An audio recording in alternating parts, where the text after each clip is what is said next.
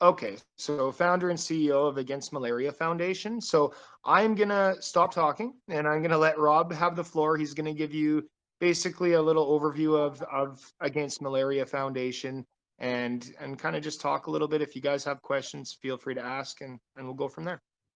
Thanks Great. for joining us, Rob. I appreciate it. Thank you, Keith. Thank you for the introduction. So I am the founder and the CEO of the Against Malaria Foundation, which was formed about 15 years ago. And very simply put, what we do is we protect people from malaria. So we try and help people not to die and help people not to fall sick. And the reason that there is a need for activity in this area is because 400,000 people die from malaria each year currently, and about 200 million people fall sick. So from a humanitarian perspective, we really don't want 400,000 people to die each year, and nobody need die. And if all these millions of people are not well, then they can't farm, they can't teach, they can't drive, they can't function. And therefore, they're not contributing, to put it on this level, to the economy of the community in which they live in. And therefore, not only is there a humanitarian reason for doing something against malaria, there is an economic reason, because when we look at the impact of people not falling sick and not dying, it's effectively a 12-to-1 multiplier on our investment. So for every $1 million we invest in working effectively against malaria, we improve the GDP of the relevant economies by $12 million. So that's what we do. The reason I'm doing what I do is because I'm not very good with a remote control of a television. And I'd be very happy to answer if there is a question as to why on earth that has been relevant to me starting and working within AMF.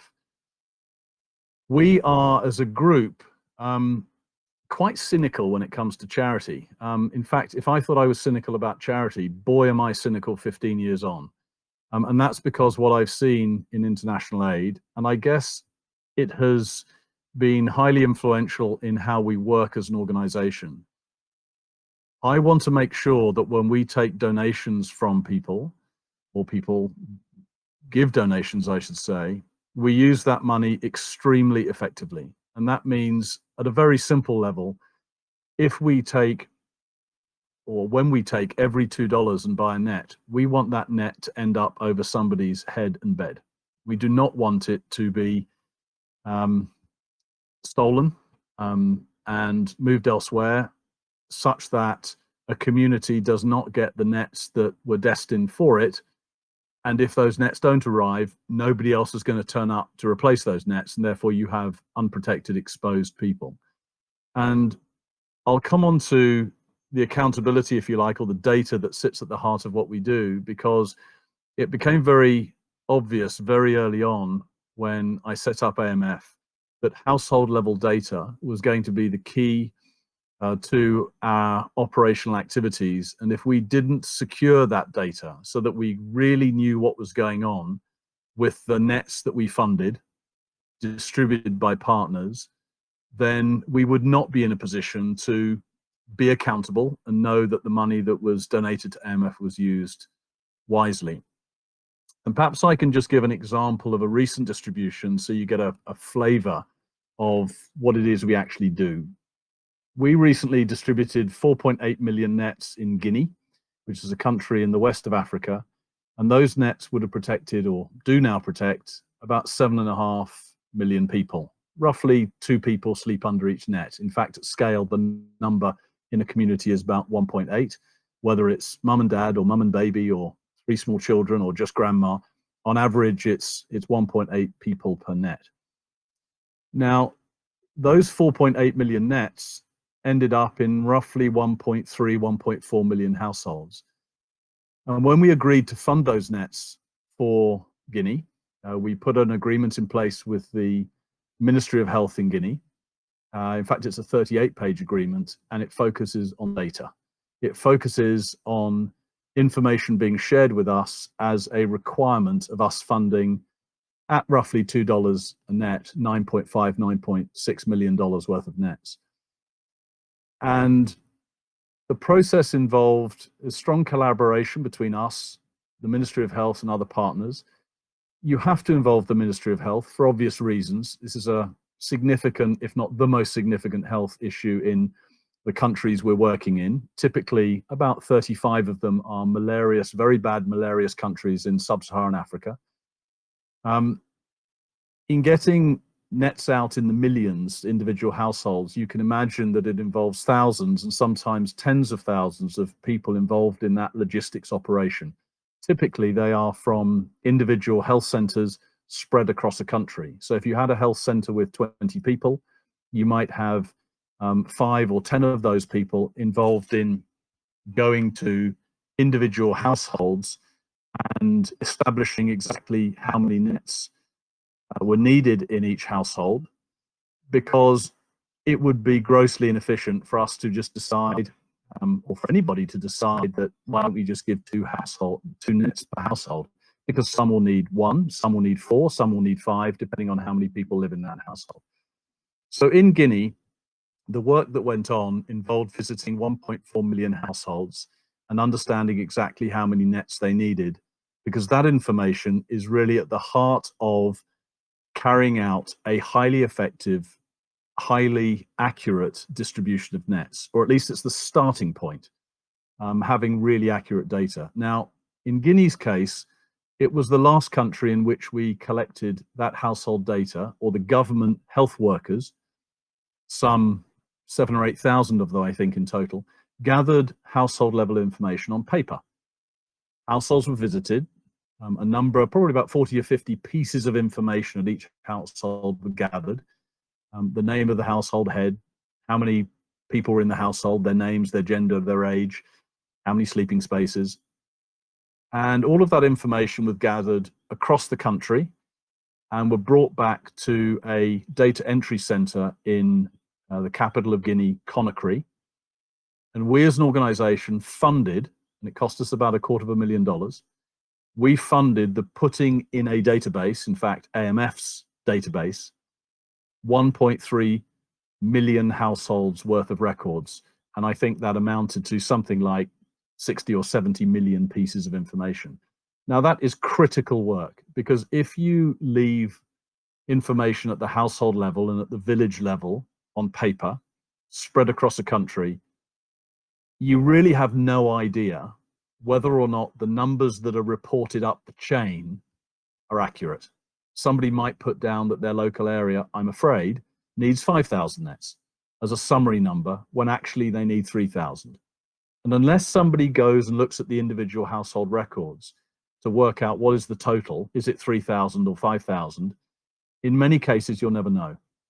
So the value of our work at the operational level is go and gather the data from each household, so that in the case of Guinea, in this example, we're talking about probably 8 million, 9 million nets across the country, of which we funded 4.8. And if we multiply the 9 million nets by about $4, $2 a net, and $2 for the non-net costs, shipping, registration activities, the distribution of nets itself, you're looking at a $35, $36 million activity.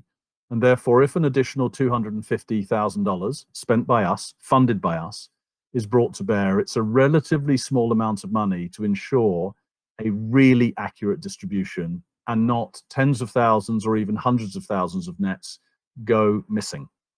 And I'd just like to share a reality of what happens in all of the African countries in which we operate. I would say that 98, 99 point something % of the people we work with and come across are people of high integrity, utterly decent people, terrific people. It's not that percentage of people we're worried about. And as CEO of AMF, I have to be worried about the 0.2% of people, let's say, or possibly the 1% of people who might have nefarious activities in mind and might rather like the idea of taking a bale of 100 nets that costs us $200 and selling them on the black market, because there is a black market, at roughly $6 to $9 a net. And so that bale of 100 nets, that's the size of the chair that possibly most of us are sitting on at the moment, it will fit on the back of a push bike, in fact. Weighs about 40, 45 kilograms. That is worth, given a health worker is paid about $150 a month, they're looking at 4 to 6 months' money. And so it's highly understandable that even that very small proportion of people might be willing to divert the nets that appear in their communities. So it's extremely important that a net distribution is carried out highly accurately and highly effectively. So 4.8 million nets were distributed in Guinea 18 months or so ago, and much data, as I hope is clear, is gathered around the whole process, because that's the heart of carrying out a highly effective distribution. So let me back up a bit and just say a little bit about how AMF started. AMF started 15 years ago because, in essence, I wanted to do something against malaria. No accident that that's the very simple title of our charity, AMF, the Against Malaria Foundation. And at that point, what really struck me those years ago, when I scratched the surface of what is this thing called malaria and how bad is it, is that 7 747s of children under 5 died from malaria every day. Now that to me was slaughter. And in fact, the 2 747s, or possibly 4 747s of children under 5 that die from malaria every day today is, first of all, lower than 7. So we're certainly making progress. And in fact, the deaths from malaria have come down by about 60% over the last 15 years with the help of many, many organizations, not just us. But it's still unacceptably high. In fact, clearly no death is acceptable. But when we're talking about me inviting, if I can paint a rather uncomfortable picture for everybody, if I invited you down to your local airport and we stood at the end of the runway and we saw 2 747s, let's put it this way, not get off the runway together because they collided, and I said same time tomorrow, same time the next day, same time the next day, I think you would agree with me that it's slaughter and that we should do something about it. And at that time, 15 years ago, I also understood that malaria was the world's single largest killer of pregnant women. And the reason that under 5s and pregnant women are so susceptible to malaria is that under 5s have an immune system that's developing, and pregnant women have an immune system that's somewhat compromised when they're pregnant, in short, so that they don't reject the baby. And so there are very vulnerable categories of people. But the way we carry out malaria control is not by focusing just on those two groups. The most effective way we can fight malaria is to have people sleep under what I would call the humble bed net, that these days costs $2. It fits over a double bed, hangs from the ceiling, and it acts in 2 ways. It stops the malaria-carrying mosquito gaining access to the people sleeping underneath. And it does that in 2 ways. One, mechanically. It is a mechanical barrier. But the wonderful thing about these nets is that these long-lasting insecticidal nets, as they're called, they're laced with insecticide, perfectly safe for a baby underneath. Indeed, if a small baby, I think a small baby would have to lick about 2 square meters of net to get a mild tummy ache. I mean, they're clearly safe. The World Health Organization, the WHO, goes through a very specific process called their pesticide evaluation scheme, or catchily named HOOPES, WHO-PES. And that over the last 20 to 30 years has been evaluating any product that goes into an environment where humans interact with it. And so LLINs, the long-lasting insecticidal net, is perfectly safe and is the mechanism of choice to prevent malaria. These nets are distributed in pretty challenging environments, as you can imagine, and they end up having holes and rips and tears. And the second mechanism by which these nets are effective is because of this insecticide. Malaria-carrying mosquitoes that bite between 10 o'clock at night and 2 o'clock in the morning. In fact, it's the pregnant female who's looking for a blood meal, and if she doesn't get one in 10 days, she can't reproduce. So there's an urgency about seeking a blood meal. And we are the tastiest and the favored species to feed from. You can imagine that putting a mosquito's proboscis through the hide of a an animal can be somewhat more challenging. So we're sort of effectively favored and easy prey. Because the malaria-carrying mosquito doesn't do an aerobatics maneuver through a hole, it lands on the net. It's actually picking up the CO2 that we exhale. It then migrates to a hole, and before it can pass through the hole, typically what happens is it is knocked down. The insecticide causes knockdown. Effectively, the mosquito, collapses to the floor and typically then dies. So these nets are highly effective.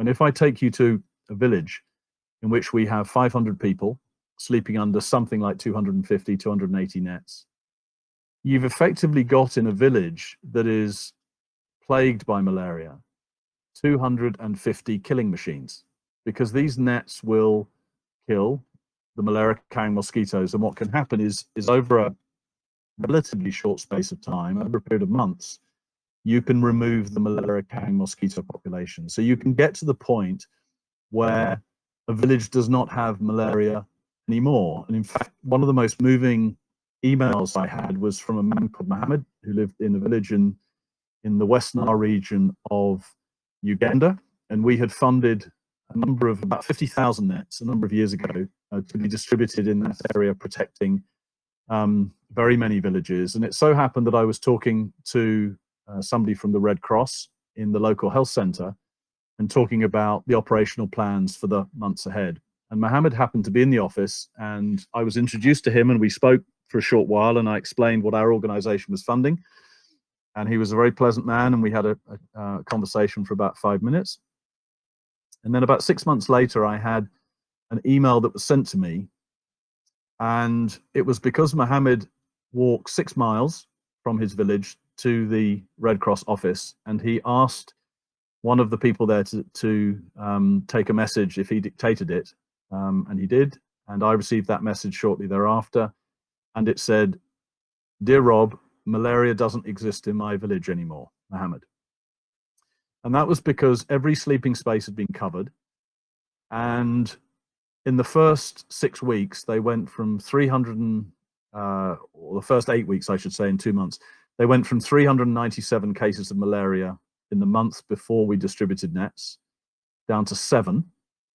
And then after that, it went to 0. So when people got up in the morning, they no longer felt ill, because every malaria case doesn't necessarily kill you. It's roughly every 1 in 100 cases of malaria, something like that, unfortunately can be fatal. If you're older, you can feel very sick. And people often say when they have malaria, they feel like they want to die, because you really feel pretty grim. It stops people being ill, going back to that economic point that I mentioned. So when I heard many years ago 7 jumbo jets, 7 747s, and the biggest killer of women under pregnant women, I wanted to do something about that. And so we organized World Swim back in 2005. My cunning plan was to try and have 1 million people swimming all over the world, all on the same day. And through that activity, it would be sponsored in some way, and people would raise money. Didn't matter how much. In fact, it didn't matter where people swam, as long as it was safe. It doesn't matter what distance or how they did it. And back in 2005, we raised close to $2 million. And my aim was to then go back and get a proper job, because I'd taken 2 years off to set up World Swim, because I considered it to be an event, if you like. But we managed to gain some support from a whole series of organizations. And it was particularly striking to me that an organization called the Global Fund, that I went to see with a trustee of ours, because we were set up as a charity at that point. We went to see the Global Fund in Geneva, and the Global Fund are funded by, in a sense, all of our taxes. So the Americans, the Brits, the Australians, the Japanese, the Canadians, etc., all give significant amounts of money every 3 years. And the Global Fund, more correctly, the Global Fund for AIDS, TB, and Malaria, raised about $12 billion, and they allocate it amongst those diseases. I think malaria gets about $3 billion to cover 3 years, which is absolutely not enough, probably by a factor of 3 or 4. And it was striking to me that a nice man called Christophe that I met at the Global Fund, said, do you realize, Rob, with 130,000 people committed to swim in your World Swim Against Malaria in a number of months, you are the largest advocacy group in the world for malaria or against malaria. And I said, are you telling me that 20 phone calls out of the back room of my house in London, because we don't have any offices at AMF, even though we're a charity registered in 12 countries, we have 9 staff and we all work from home, so we're very small. Are you telling me that 20 phone calls, Christophe, out of the back room of my house in London have created the world's largest advocacy group for the world's largest killer of children? And he said, yes, I am. And I said, well, that is disgraceful. That is shameful. And I'm pleased to say there's been much more emphasis placed on malaria, clearly not just by our activities, by activities of, in fact, more by the activities of others rather than us. But we've been a contributor. And as an organization, it's, you know, I'm here 15 years later because that pressing of a remote control on a television remote control was put me in this direction. But it's meant that over the last 15 years, we've gone through 3 phases. The first phase has been raising $1 to $2 million a year, 100% of which effectively has bought nets, and I'll describe that in a little detail in a moment. Then a phase in which we raise sort of $10 to $15 million a year. And then in the last 4 or 5 years, we've been raising between $35 and $50 million a year. And that's meant that as an organization, we've been in a position to fund not just hundreds of thousands of nets to the 7, 8, 9, 10 countries we work in, but to fund millions of nets, multiple millions. And that's been very important because it's meant that we can have conversations with ministries of health, and it's given us a very good platform, both because we've almost metaphorically as well as literally had a seat at the table to talk about measures that deliver accountability, be it when we go out to households and gather 1.3 million households worth of data, we say to, again, if I can paint a picture for you, 100 data collectors in a room that are being trained and about to go out and visit a number of thousands of households over the next 10 days and gather that data. We can say, or through our partners, we can say to those data collectors, thank you very much for the work you're about to do, because it's very important to the net distribution, the mass distribution of nets. But we can also point out the other 5 data collectors that are in the same room, and we can say to those first 100 data collectors, these 5 people are going to go 1, 2, or 3 days after you've done your work, and they're going to visit 5% of the households that each of you visit. They will be randomly selected. They will have no idea of the data that you collected, and we're going to compare the 2 sets of data. And in essence, what we're doing is encouraging data collectors to be really accurate with the data they collect. It doesn't cost us very much money to employ, if you like, those additional 5 data collectors. But this 105% data collection approach, as we call it, means that we are motivating and encouraging, and it proves to be exceptionally effective, the gathering of really accurate data. Because I think, as all of us would understand, garbage in, garbage out. If the data collected isn't very good and we're not checking it, then hey, that undermines the whole activity that often many millions of dollars are going into fund. So it's very important to us that we put these operational measures in place that allow us to be, again, highly accurate with the work we do. And we bring these sorts of ideas to the discussions with the teams within ministries of health. They sit within something typically called the National Malaria Control Program. And they're a group of people who are responsible for planning and carrying out all of the significant logistics that's around distributing millions of nets, typically over a short period of time, several weeks or a month or even 2 months across a country.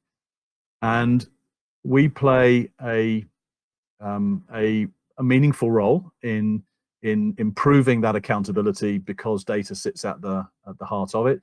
And you will probably understand when we are distributing or bringing to bear millions of nets and funding 40, 50, 60% of the nets that are going to be distributed in a country, we have not so much some leverage, I think that's the wrong word, but we have what's proved to be a much greater opportunity to introduce all of these accountability elements that result in highly effective distributions. And we know they're highly effective because the nature of the data we collect at the household level, goes into a database. We look at ratios, pattern matching, all sorts of things to understand the nature of that data. It's often cleaned. If necessary, it's cleaned. It's often, revisited in certain areas if things stick out and look wrong. And we also go back, and AMF again funds what we call post-distribution monitoring. So we will work with an independent organization in country that we fund, and they go back to 1.5% of the households that have received nets, and that's a very large number. I mean, you can run the math yourself in terms of 1.3 million households. We visit those households, or a random selection, a 1.5% selection, at 9, 18, and 27 months post-distribution, because these nets last for 3 years. So typically you redo a mass distribution after about 3 years. The nets only cost $2. They're not going to last 5, 6, 10 years, in an ideal world, but it doesn't work like that. And it would be wholly cost ineffective to make them out of, a stronger material, something that's not plastic, effectively coated with insecticide. And so this is the way the economics work best. So I should probably pause in case there are any questions, but I've got a couple of other elements that I can go on to describe. But that is I hope gives a broad idea of why we do what we do and how we do it. That was amazing, Rob. That was a very steep learning curve too. I didn't realize how little I knew about malaria. You hear about it; it's a pretty mainstream problem we have, but really you don't hear the details. And just going over a couple things you kind of touched on is, I really like the unique position that you guys have, where you've put yourself in the middle and actually have that data aspect of it. And I actually, like, in my mind, I have a health clinic, and I kind of do integrative alternative health. So I combine mental health to massage therapy to cannabis health, things like that. And with what you're doing and the data and the health ministry contacts that you have, like, I feel, is there a lot more that's actually being utilized from that data to help with the health of those communities and stuff, since you guys are already there, and bringing a lot of that information to the health ministries? Is that something that you're looking at as well, like basically seeing what else is needed in these areas, and just being there? I guess you kind of see that too. I guess no and yes, but let me deal with the yes first. I think the data we collect can be really quite valuable because it's systematic and it's highly comprehensive. So if I use the example of Guinea again, when we first contacted the Guinea Ministry of Health, or were contacted effectively by them, one of the early questions we had is what's your population? Because we'll divide that by 1.8, and that's in a sense the starting point of, only the starting point of understanding how many nets you guys need. Yeah. Now the response to that question was, well, we think it's between 11 million and 16 million, because we forget often that, gathering this census data, can be pretty challenging in developed countries. And so in developing countries, where there are so many pressures and so many areas that lack resources, and you've got migration across borders and all sorts of other issues, one of the things we found is that, and we resolve that problem, I'm happy to, answer the question, how on earth did we resolve that particular conundrum? Is it 11? Is it 16? Is it a different number? In a sense, the answer was it's irrelevant. We made the problem go away, but I guess there's an explanation to how we made the problem go. Yeah, but you know what? I mean, that's a great point. We made it go away, and like hearing that there were 0 cases, that's pretty crazy too. That made me pretty excited to hear something like that go down. And I'm sure, as the founder and CEO, and seeing that firsthand, it must just be really life changing, of perspective of life changing almost. Well, we had in some ways the point I was going to make, Keith, is that the work that was done in in a sense, surveying in a very accurate way through the registration, what we call a registration process, going to all of the 1.3 million households. And that was just the sort of half the country we dealt with. There was another million plus households in the rest of the country that some other people were funding nets for, the Global Fund were funding nets for.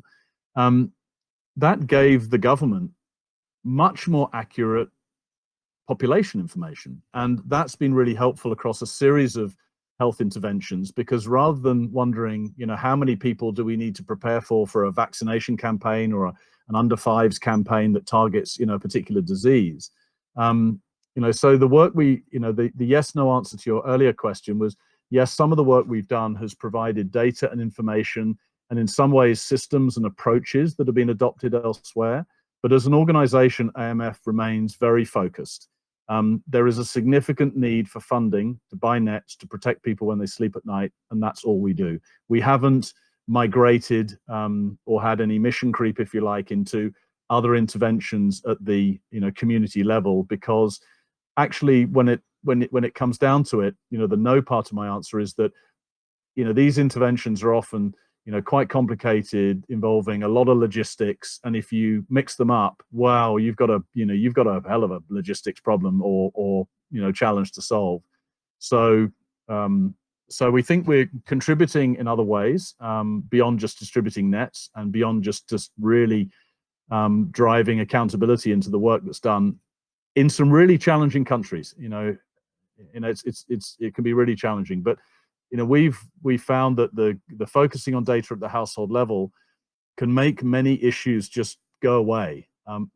Not because we will them away, but because we're so data focused, you make it really difficult for people to manipulate numbers and cheat and so on, and that's really important.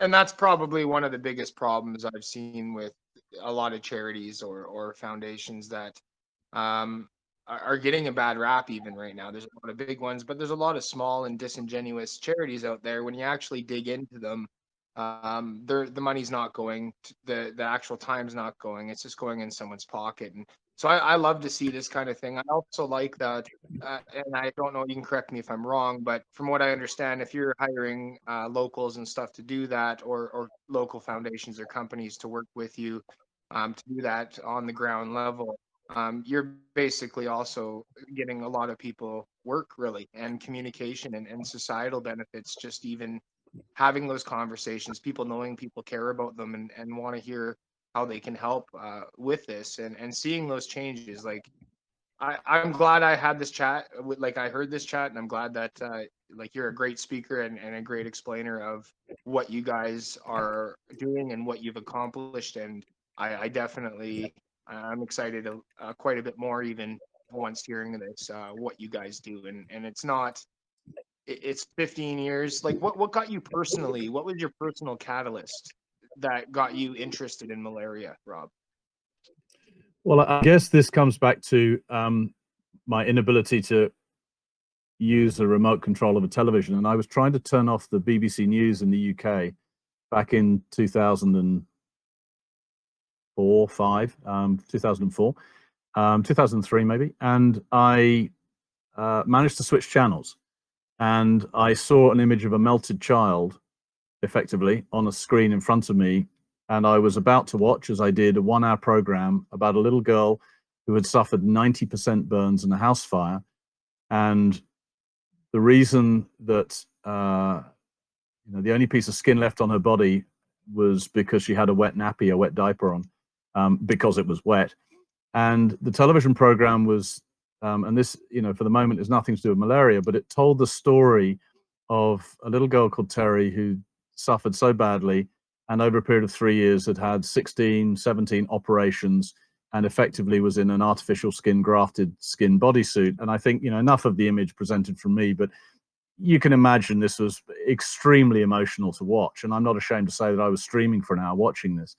And my reaction was to call a couple of friends and said, look, why don't we swim a distance equivalent to the English Channel, which is about 22 miles, in a swimming pool, because I'm not brave enough or fit enough to do the real thing. And it would be to raise money for a little girl who suffered 90% burns in a house fire. And the response from my two friends was, yeah, we're in. And we went from 3 people agreeing to do a swim, to cut a very long story short, over a period of weeks, to 10,000 people swimming in 75 countries in the world, all swimming for a girl who lived 40 miles north of London in the UK. And we ended up raising about £300,000, and we made a huge dent, if not solved, Terry's financial issues going forward. And the whole experience was pretty humbling to see how many people wanted to help out from all over the world. And I guess, you know, many of you on this call, you know, involved with SuperDoge, you probably share some of the, you probably get it, you know, in terms of people wanting to help. And a lovely Australian man I was speaking to around the, you know, this time, in fact, it was 7 weeks after I saw the program, we were doing what we called Swim for Terry some 4 or 5 months later. So we hadn't done the swim yet.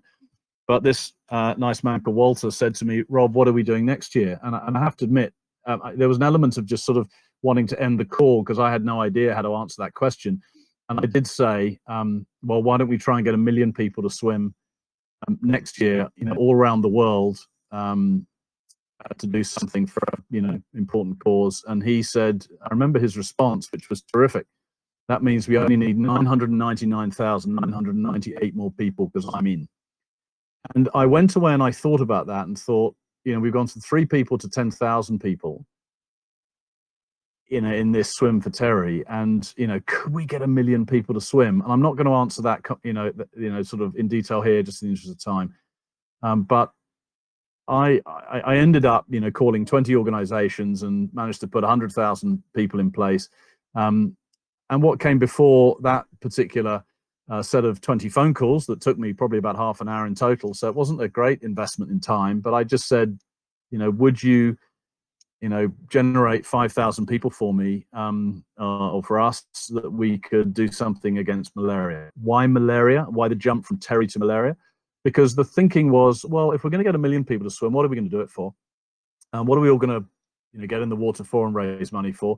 I don't think it's going to be a developed world disease. I don't think it's really for cancer or heart disease. I think there's much greater impact elsewhere. I've traveled in Africa and Asia a lot in my, you know, earlier days, and when you scratch beneath the surface at sort of candidate causes, HIV/AIDS, malaria, TB, landmines, freshwater, diarrhea, you know, all of these are really, really simple but very troubling, you know, high toll diseases and problems. I went through each one of them, and the one that really struck me, and I guess I'd had some familiarity with, was the fact that my previous comments, malaria killed 7 jumbo jets full of kids every day and was the biggest killer of pregnant women in the world. And a $5 net was the most effective thing we could do, and most people didn't sleep under a net. And that's one of the most impactful visions or pictures, that like the 747 every day meet back here at the same time tomorrow. That's a pretty impactful, like, visual picture that you get when you say that. And yeah, and I think we all I think we all get that, Keith, in terms of it's so, and it is that. And the one thing that struck me, and of course it'll strike perhaps all of us, is that, you know, of course we don't see that happen at the airport, and so all of these deaths are out of sight. But it doesn't mean to say they're not happening. And so, you know, the cynicism about charity activity that I mentioned earlier, I mean, clearly there are some fantastic charities, you know, thousands, tens of thousands of terrific charities.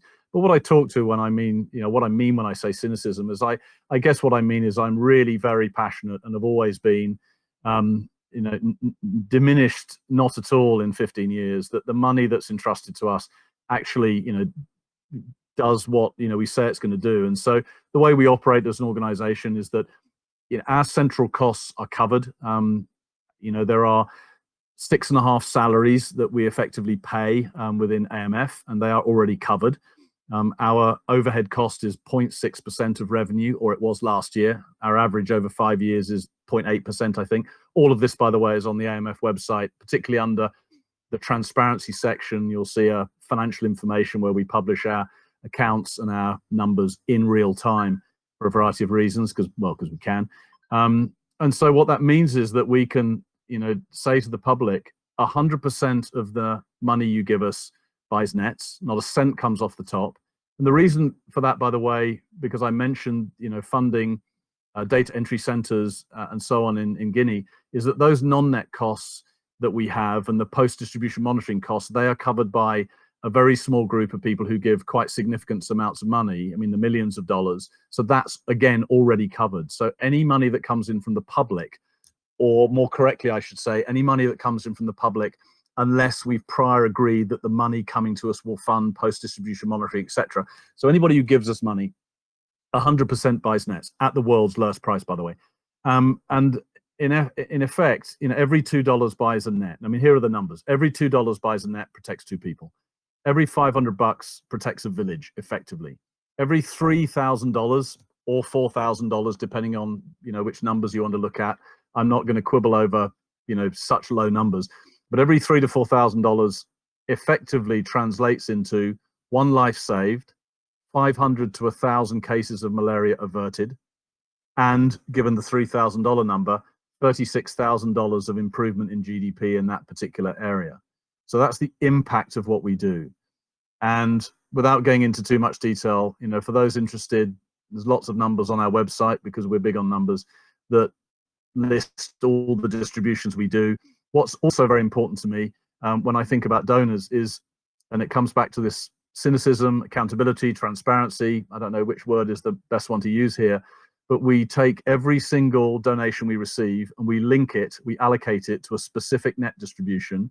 And where we have the email address of a donor, we send them a link, which is the majority. We send them a link and it's to a personal donations page that shows them exactly where, in terms of health zone, which health zone, in which region, in which country, the nets they funded will be distributed, as well as how many nets they funded and the progress of those nets from manufacture through shipping and in-country transport, to eventual distribution. And I should add, when I talk about emails, we have a very particular approach to email addresses, and that is, we don't opt in people to email lists. People can sign up to 1 or 2 of them if they want, but by default they're not. And we never send soliciting emails. We never ask people for money. We only contact people for 2 reasons, if they wish to be contacted. 1, to say thank you. 2, to inform them and let them know where their nets are going. And in fact, I mentioned this the other day to a group of people. In 15 years, I, nor anybody else at MF has ever actually asked for any money. We've never asked anybody for any money ever. What we do, I guess a little bit like this conversation now, is we tell people what we do, and if people like to support us, then that's terrific. And so we have a very particular approach to the way we interact with donors. It's light but rich, we like to think. I think that's huge to have a link to show where their dollars made an impact and made a difference. I also what really resonates with me, what you said earlier, is you guys don't have offices. So you guys are doing great work and you're genuinely doing it. Just you want to help and you're making a difference, and you got the data aspect of it. You get just strategically doing this so it is as efficient and effective as possible. And there's nothing I don't like about you guys, Rob. Myself personally, I think you guys are great. That's kind of you to say so. And it comes back to this, I guess, cynicism. I wanted, if somebody gave me $10, I wanted to buy $10 worth of nets and have them end up over heads and beds. I mean, it's all that simple. So yes, I went to, when I started, I went to a law firm and said, a little bit more politely, Keith, than I'm about to put it, but I said to, one of the senior partners there, I can't do this on my own. It was just me at that stage and a blank sheet of paper. I can't do this on my own, and I'd really like you to help me, but I'm not going to pay you. Because you don't need $5 more than a couple of kids in Africa need a bed net. And obviously, flip $5 for $2 now. And so, they agreed to help, Citibank, PwC, Microsoft. I mean, there's a pro bono section on our website. I guess we're quite proud that nobody who's ever volunteered to or come forward as a corporation and as individuals and to help, with skills and time and all the rest of it, to help pro bono has ever stepped away. And I think that's partly because we've respected them as organizations and said, would you help us to this level? Also because what we do is designed to be very simple. I mean, I like designing stuff out. So we don't ask for a huge amount that a company has to go, oh my gosh, can we, provide that pro bono support year after year? it's relatively light in terms of really the cost in inverted commas to them. So that's been quite important. I guess it's not crucial to AMF's existence, but it means that I don't have to go and raise, I don't know, $500,000, $1 million each year more. And it means that our overheads are, 0.6% of revenue, as I mentioned. And, not again that it's relevant per se to the functioning of AMF, but I don't draw a salary, never have. So I sort of, and I'm fine, I'm okay. But I walk the walk as well in terms of, what it's been so rewarding having so many people, be they, professional lawyers or translators or web designers or whatever else, sticking up their hand and saying, yeah, I can give a couple of hours, or I can give, 20 hours over the next 2 months to help you guys out. It's been fabulous. I mean, the humanity, if you like, and the caring from all of those people for, let's be honest, many people they'll never meet, many thousands of miles away, has been, is really humbling. And it's why I love what I do. And I have no less energy 15 years later in working with my colleagues and many other organizations than I did on day one. Well, that's amazing, Rob, and I really appreciate that and commend you guys for continuing this on. I really see a lot of value, and we'll get some more information out there. If anybody on the chat here has questions, feel free to chime in now. Yeah, actually. And firstly, I just wanted to say thank you, Rob, taking the time to come and give this talk. It sounds like the work you're doing is really valuable. And I like this emphasis on like accountability and transparency that you've spoken about. The talk's been really thorough, and you've covered pretty much everything. But I do have one question, and it's really just out of curiosity. But what makes SuperDoge as a project stand out to you? Like, is cryptocurrency something that you follow in your spare time, or is this all like a brand new experience for you? Yeah, I'm aware of cryptocurrencies and have been following with great interest over the years. We've been fortunate enough to receive some pretty significant donations from some of the people involved in cryptocurrencies, and in many cases they're very young people. And I'm old and creaky now, Tom, and so I'm talking about people who are far younger than I am. And I think I am filled with a great sense of optimism, when I interact as I do with many people that I would call, sort of the youth of today, and the people that are in the decade beyond and the decade beyond that. And I really like, the 6%, the way it gets, apportioned out. There's a lot of sort of, in a sense, commercial sense to that. I love the fact that there's a charity element. And I guess I'm, attracted to talk to you guys simply because I am full of admiration for how this has been set up, and how other organizations in the same space, and other organizations in different space, sometimes corporations that are giving away significant percentages of their profits, and are doing it in a really thoughtful way. And I'm here to, do my bit in describing what we do, not to come here and sell AMF. I mean, clearly there's an element of that. I mean, would I want, any organization to choose us as a, as a charity? Of course I would. I mean, I'd be daft to say anything other than that. But I'm also conscious that there are, terrific organizations doing good work, and it's all about giving individuals, options. And I'm very happy to talk about what we do. So there's another option on the plate. And, may you all go from strength to strength, because it is this sort of ripple effect of people who have a concern for individuals that are thousands of miles away, that in many ways live on a different planet to us, even though they're living on the same planet. Their lives are so different.